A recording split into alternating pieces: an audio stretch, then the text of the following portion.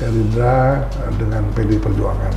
Yang tadinya cukup mesra, bukan kali ini aja, mulai dari tahun pemilihan presiden sebelumnya.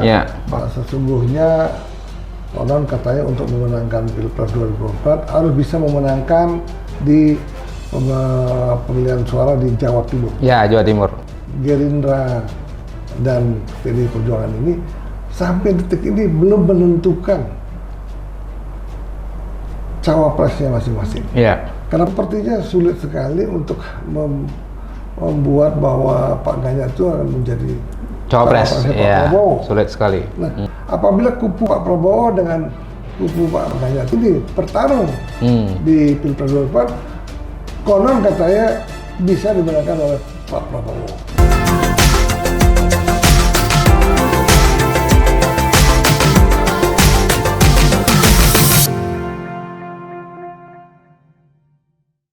Kembali lagi di channel YouTube Mr. Puisi Live di bawah naungan MGP Media. Hari ini kita akan ngobrol-ngobrol kembali tentang dinamika jelang pemilu 2024. Tapi sebelum lanjut ke materi kita hari ini, saya ingatkan untuk jangan lupa subscribe channel YouTube Mr. Puisi Live di bawah naungan MGP Media, dan jangan lupa juga like, komen, dan share konten-konten di channel YouTube ini. Mr. Puisi, selamat sore. Kita berjumpa lagi untuk ngobrol-ngobrol santai. Selamat sore. Cukup beragam ya apa yang dibicarakan di Mr. Puisi Live. Ya. Kadang-kadang masalah politik, masalah perfilman, masalah budaya, pariwisata, dan juga penting sekali dibahas bahwa menjelang pemilu ini harus membahas sebetulnya bagaimana sih pertarungan di dalam Pilpres 2024 ini. Terlihat semakin sengit saja. Justru pertarungan yang ada, narasi-narasi pertarungan yang ada justru di koalisi grup kabinet Pak Jokowi. Iya. Di mana ada dua kubu di sana. Ada dua kubu, yaitu Gerindra dengan PDI Perjuangan. Yang tadinya cukup mesra, bukan kali ini aja, mulai dari tahun pemilihan presiden sebelumnya. Bahkan dulu Pak Prabowo pernah menjadi cawapresnya Bu Mega ketika pemilu 2009. Ya, tetapi kepentingan politik saat ini lebih menonjol dibandingkan kepentingan pribadi. Justru itulah kita mau membahas bagaimana sih akhirnya pertarungan politik Pilpres 2024 ini, siapa sih yang akan memenangkan nantinya. Tentunya yang sangat menentukan kemenangan juga dari calon cawapres itu sendiri. Iya. Ya, berkaitan dengan itu hari ini kita membahas judul yang sangat menarik Mr. Puisi, yaitu coba tebak ya, Mahfud MD atau Erick Thohir yang akan menjadi cawapresnya Ganjar Pranowo dari kubu PDI Perjuangan dengan koalisinya. Nah, ini menarik Mr. Puisi. Nama Mahfud MD ya, Menko Polhukam, belakangan santer disebut-sebut sebagai cawapres terkuat bagi Ganjar Pranowo. Bahkan dikabarkan petinggi P3 mengkonfirmasi katanya sudah sempat bertemu dengan Ibu Mega dalam suatu kesempatan, termasuk juga sudah bertemu dengan Ibu Khofifah. Tapi nama Erick Thohir juga setidaknya menjadi calon kuat juga di Pak Ganjar. Bagaimana menurut Mr. Puisi? Sementara ini menurut pendapat dan analisa kita bahwa sesungguhnya konon katanya untuk memenangkan Pilpres 2024 harus bisa memenangkan di pemilihan suara di Jawa Timur. Ya, Jawa Timur. Walaupun Jawa Timur itu memang lebih kecil daripada Jawa Barat. Ya, sebagai pemilih tertinggi ya. Tertinggi. Karena apa? Karena Jawa Barat itu memang udah peta politik di sana udah lebih jelas. Pak Prabowo juga kuat, Anies juga kuat. Kemudian Pak Ganjar itu yang kurang kuat di Jawa Barat. Dia harus memenangkan di Jawa Timur. Nah, untuk itu PDI Perjuangan membutuhkan calon-calon kuat yang ada di Jawa Timur. Salah satunya calon kuat adalah Pak Mahfud MD. Itu mereka orang Madura, pemilihan cukup besar juga yang dari Jawa Timur. Jawa Timur itu kan sampai ke Madura, Jember, dan lain-lain. Termasuk juga Banyuwangi itu kan Jawa Timur. Nah, itu sangat besar pemilihan Jawa Timur, sehingga Pak Mahfud MD itu sangat berpeluang untuk menjadi cawapresnya Pak Ganjar. Namun di lain pihak, kenapa belakangan ini di mana PAN itu sendiri kan sudah jelas-jelas bergabung dengan kubu Pak Prabowo. Iya, Kubu itu kan ada Demokrat yang terakhir bergabung, ada Golkar, ada Gerindra sendiri, dan PAN 4 partai. Setelah ditinggal PKB kan 4 partai tetap jadinya. Sebelumnya kan 4 partai, sekarang jadi 4 partai tetap. Jadi sebetulnya 4 partai ini justru mengkhawatirkan dari kubu Ganjar Pranowo yang hanya diusung oleh partai yang ada di parlemen ya P3. Di 2 partai dengan PDIP. Ya, sisanya kan partai non parlemen. Ya, P3 dan PDIP. Justru itulah yang menjadi pertanyaan besar. Segitu solidnya koalisi yang udah dibentuk 4 partai, kenapa kok setelah itu ada pertemuan antara PAN dengan PDIP.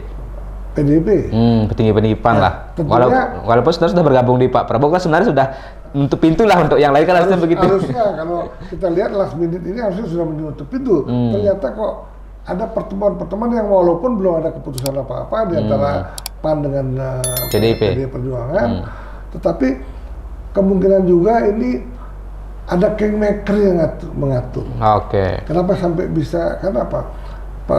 Pak Jul ini ketua PAN ini kan sangat tegak lurus dengan Pak Jokowi. Iya.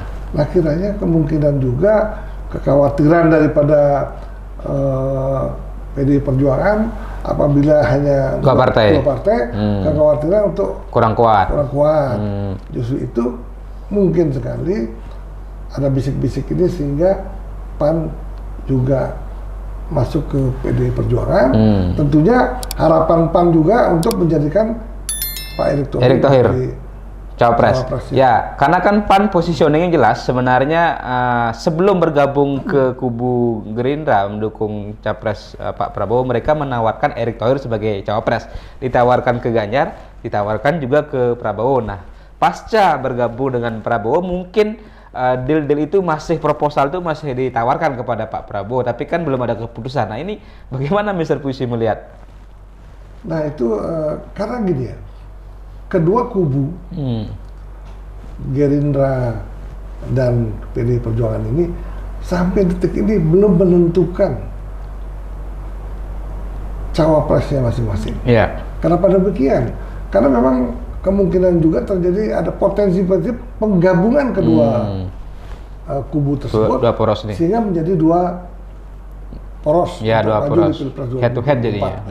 Itu yang menyebabkan bahwa sesungguhnya itu kemana?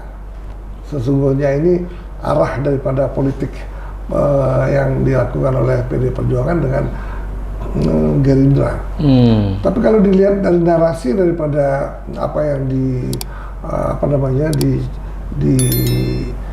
diisukan oleh politikus PDI Perjuangan, maupun kalau kita hubung-hubungan dengan pidato Ibu Mega pada rakernas beberapa lalu, sepertinya sulit sekali untuk membuat bahwa Pak Ganjar itu akan menjadi Cawapres. Ya, sulit sekali. Nah, ini tergantung dari Pak Prabowo sekarang. Apakah Pak Prabowo mau menjadi Cawapres Ganjar?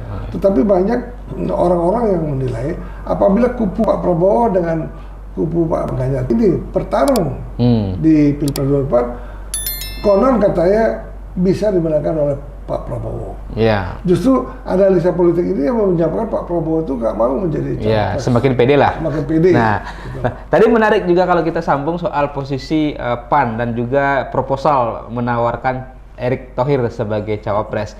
Jika saja misalnya PDIP berandai-andai lah kita mengambil Erick Thohir sebagai Cawapres, diumumkan dalam masa pendaftaran kan 19 sampai 25 Oktober. Tinggal 2 minggu lagi sebenarnya pendaftaran, ini waktu yang cukup mepet. Apakah ini akan membuat peta politik akan berubah lagi? Artinya ketika Erick Thohir dijadikan Cawapres Ganjar, PAN pasti akan mencabut dukungannya keluar dari Prabowo merapat ke PDIP. Ini sangat dinamis sekali, tetapi yang menentukan mungkinkah minggu depan ya sebelum tanggal 19 itu ada pertemuan antara Pak Jokowi, Ibu Mega dengan Pak Prabowo. Nah kalau ini yang akan terjadi, kemungkinan akan perubahan besar-besaran untuk apakah akan terjadi 2 poros ataupun 3 poros. Oke.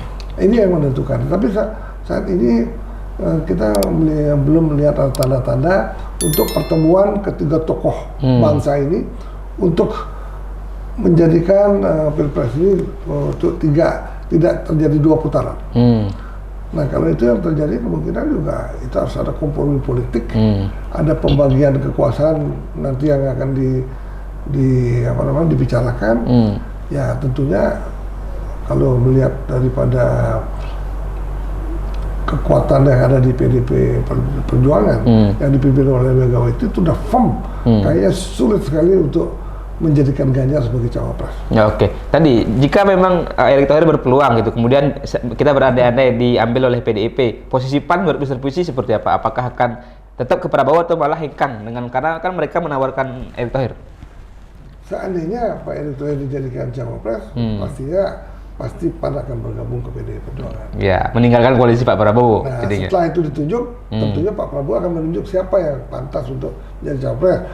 Ketika itulah baru kita tahu terjadi 2 putaran, atau 2 poros atau 3 poros. Ya, oke. Jadi sebenarnya juga Erick Thohir sebenarnya bisa kita bilang menjadi kunci juga kan begitu di dalam penentuan nanti dalam konteks apakah akan ada 2 poros ataupun 3 poros, dan juga posisi koalisi Indonesia Maju yang dari 4 partai yang Gerindra, PAN, Golkar, dan terakhir Demokrat, apakah tetap 4 partai atau malah ditinggal oleh PAN bergabung ke PDI Perjuangan? Ya, terakhir Mr. Puisi, kalau pertanyaannya, kalau menurut Mr. Puisi, seperti apa peluangnya Erick Thohir maupun Mahfud, apakah sama-sama kuat? Peluangnya kedua-duanya sangat kuat. Seandainya Pak Mahfud ditunjuk oleh Pak Ganjar menjadi cawapres, Pak Erick Thohir pasti akan menjadi cawapresnya Pak Prabowo. Kemungkinan bisa diambil Pak Prabowo. Demikian juga sebaliknya. Apabila PAN bergabung dengan PDIP, Mahfud MD kemungkinan bisa ke Pak Prabowo diambil ya, karena mereka butuh tokoh NU kan, tokoh kuat lah ya, di Jatim.